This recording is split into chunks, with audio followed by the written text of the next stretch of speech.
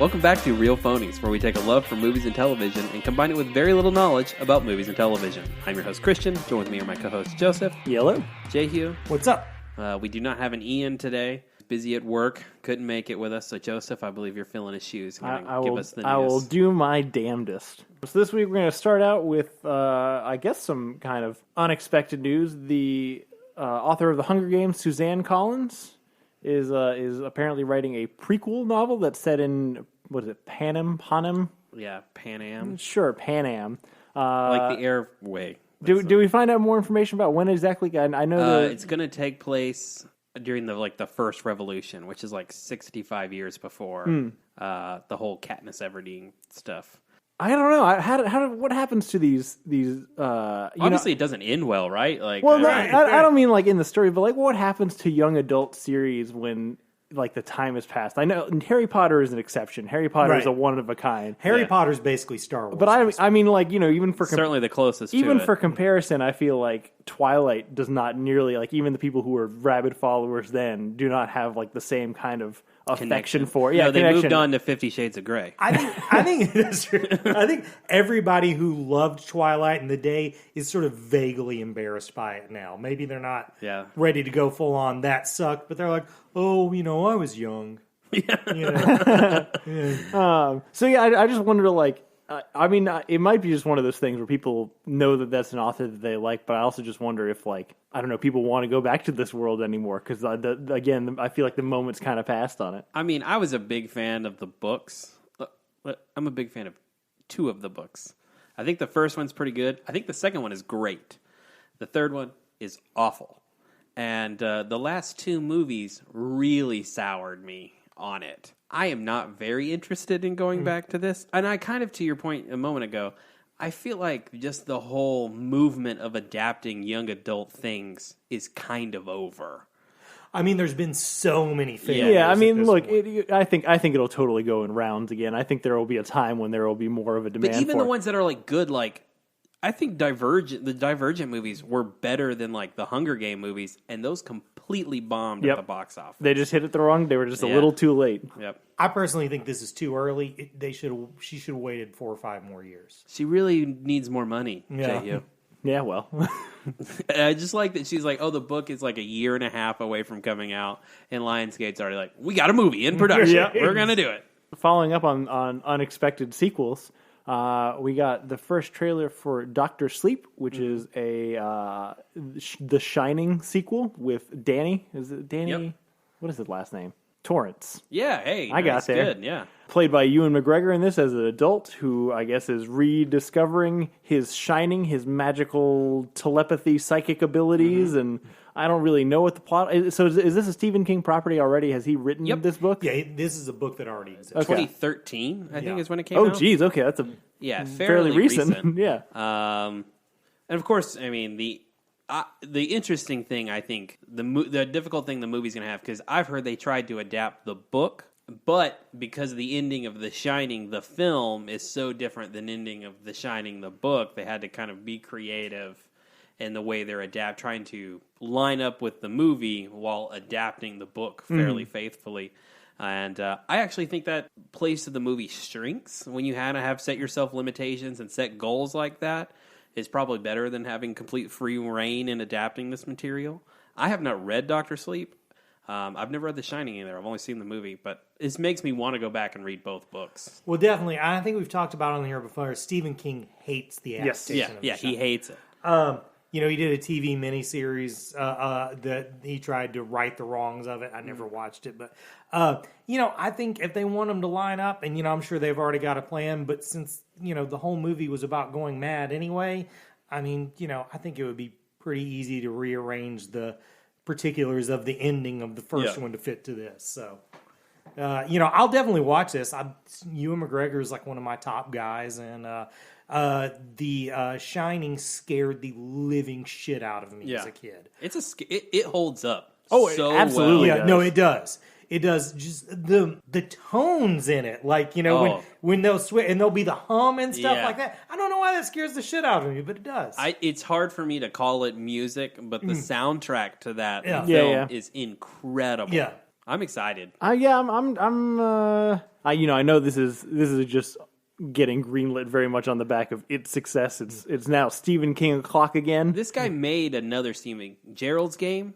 Really? Yeah, I never watched that. He made the Netflix thing. Yeah, and did that come out before it or after? I think it was just after. But Yes. it was well received. So he was early on in the Stephen King kind of revival. Okay, that actually makes me feel better because part of this kind of looked like one of the things I like about the whole The Shining thing in The Shining is that it is not really like the main plot of the movie. It's like this kid has superpowers, but fuck it, like that's not the big what deal. we're worried about. Yeah. It's really his crazy dad with an axe. And so like that poor mother. Yeah, oh gosh, she's God. That movie's so good. But yeah, and that's the thing. I don't know a lot about this plot, but from the trailer, it looks like it's boiling it down to the element like we're focusing on The Shining and The Shining and other people, which could be good. I just I wonder if simplifying that narrative kind of. I mean, I think no matter what, it's going to be really hard to reach the level of The Shining. But I don't know. I always get concerned about these kind of things. The other thing I'm really excited to see is they're not pulling footage from The Shining in this movie. Like, they tried to recreate it as close as possible. And after Ready Player One just pulled the footage from the movie, I'm kind of excited to see somebody take a different approach. Right. So yeah, I'm looking forward to it. I like the trailer. Also, some recent news on no, this is a hard left turn. I don't have a transition for this. Shang-Chi has some new the Marvel movie Shang-Chi, famous Marvel hero from the 70s. He's mostly a Bronze Age 70s character. Yeah, it has some casting news. Ludi Lin, rumors. I'm sorry, casting rumors. Ludi Lin cast as I think he's the rumor for Shang-Chi. Shang-Chi. And Donnie Yen is potentially rumored as maybe a villain, probably. Yeah. Because who else would you want as a big baddie? God, Donnie Yen's so cool. He is so cool. It would be a great pull for a Marvel movie to get Donnie Yen in. And I like Ludi Lin. And and I think that's the right order is to like have your star as like the villain. And I mean, you can kill him off. You can quote unquote kill him off in a comic book where you can bring him back, whatever. So you have like the star power, the thing that people go to see, and that introduces you to this new guy who you don't have like set expectations for to like fulfill this character.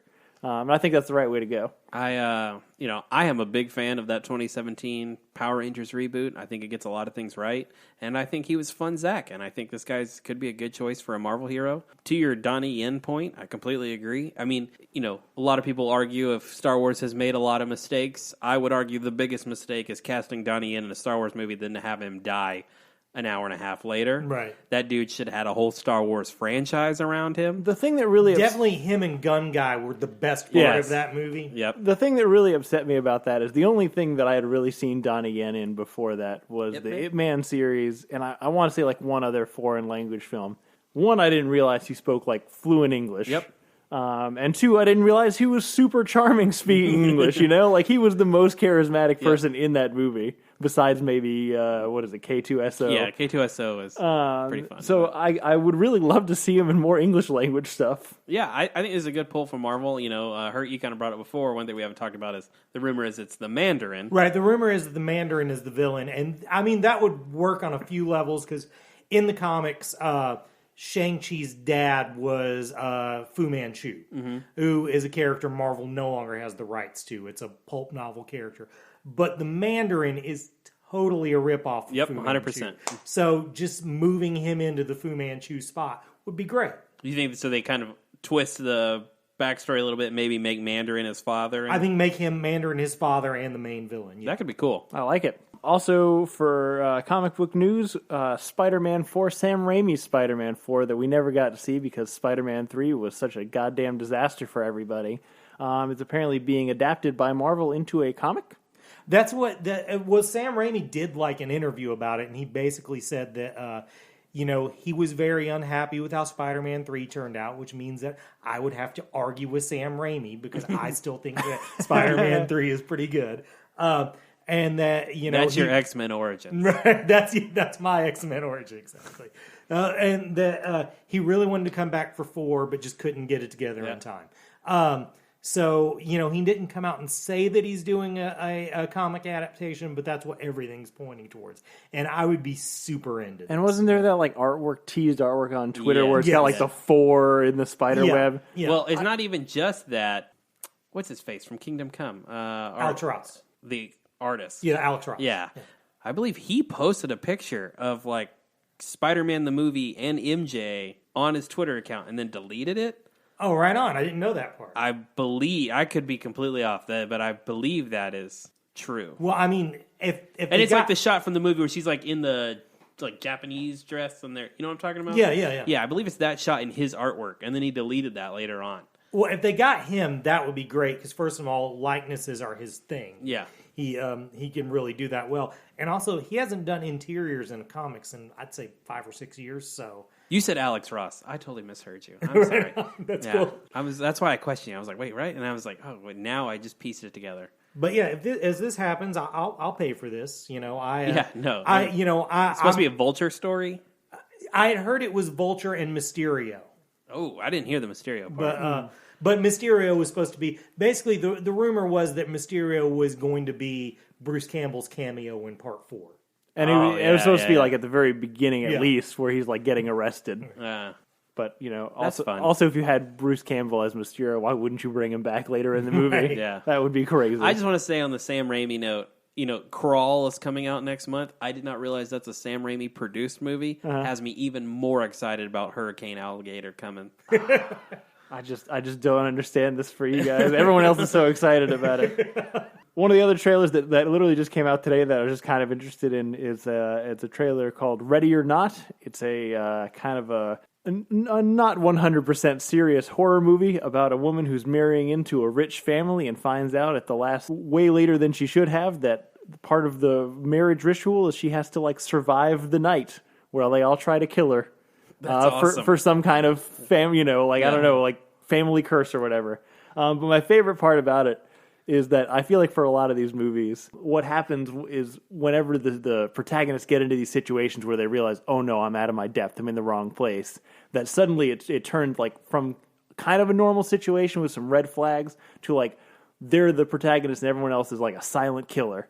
Whereas in this case, it's very clear that one, this family doesn't get together very often, and two, they don't handle weapons very often. So they have no idea what they're doing, but they still feel like they need to kill this girl. So it just looks like a kind of a goofy, gory horror mess. It sounds like a Sam Raimi movie, honestly. It sounds fun. I'm kind of excited about it. And the only other thing that came out this past week is the second, I guess it's the first full trailer for Frozen 2 coming out this December. Mm-hmm. Much awaited. Well, I don't know if it was much awaited, but the sequel to the much beloved original. A little bit more information. It doesn't look like there's people with fall powers. Sorry, Ian. Yep. It looks like they're going to a place with giant ass trolls, and I don't know what they're trying to do. But there's definitely I guess more of a fantasy element in it. It looks like it. Magic and runes and ogre troll-like creatures, magic horse ghost. Yeah. I kind of thought that maybe Magic Horse Ghost is a great combination of words. It's the name of my band. Yeah, I love it. Make a great band. Yeah. I guess maybe about a family curse or the root of Elsa's powers. I mean, I'm positive that will come up. Yeah. Even if the intention of the movie isn't to solve the origin of her powers, we will get there. I kind of thought this movie was going to be them trying to find their parents or something like that. But now I feel more of it's about family history and identity. But, I don't know. I'm looking forward to it. I like the trailer. I mean, the trailer looks good. That shot of her, with the troll in the background, looking down at her, and she's hiding behind. It's a great, terrifying shot for a Disney movie. I actually wonder if it's going to do as well because it looks a little more boy-friendly than the first one did. It looks less like, pretty girls in dresses swirling and stuff like that. I wonder if that could, I don't know, sour some people. I just think the movie as a whole looks not as traditional Disney princess because of the age group that the movie's really targeting. Yeah, right. I think we think the movie's really targeting 4 to 6 year old little girls, and that's just not. I just don't think that's true anymore. It does seem like Elsa's a superhero in this movie. Right. Yeah. though. She's using her powers to fight evil. But to Hert's point, it does seem like, even though I suspect it will maintain the current Disney trend of heavy girl power messages. I don't need no man type. Exactly. Well, not necessarily that particularly, but it's a female centric story. Whatever. It does look a little bit more like grounded. Like instead of the first one where when Elsa discovers her power, she gets a magical, awesome dress in an ice palace, and this one she's like testing her grit against like a crashing wave. Yeah. I mean, it looks a lot more action adventure. Yeah, it does. I'm into it. I'm into it too. Everyone knows you and I have a fondness. A very for the first one. soft spot for it. Yeah, absolutely. But I think that's it for this week, unless I you have guys can think of nothing anything else. So join us a little bit later this week. We are pushing off the rom-coms that we talked about for last week because Ian is not here, and his input is probably the most valuable of any of us. Especially on this topic. So this week we're going to be doing a best performance ever of everyone's favorite Fresh Prince, Will Smith, through his multi-decade career now. And we'll see which one of all of his many movies is his best performance ever. So thank you guys for listening. Please rate and subscribe and tell all your friends. If you want to get in touch with us, you can reach us at realphonies@gmail.com. You can also follow us on Facebook and Twitter at realphonies and on Instagram at real_phonies. Thanks to Zach Evans for art and Brian Velasquez for our theme. We'll see you guys later. Later.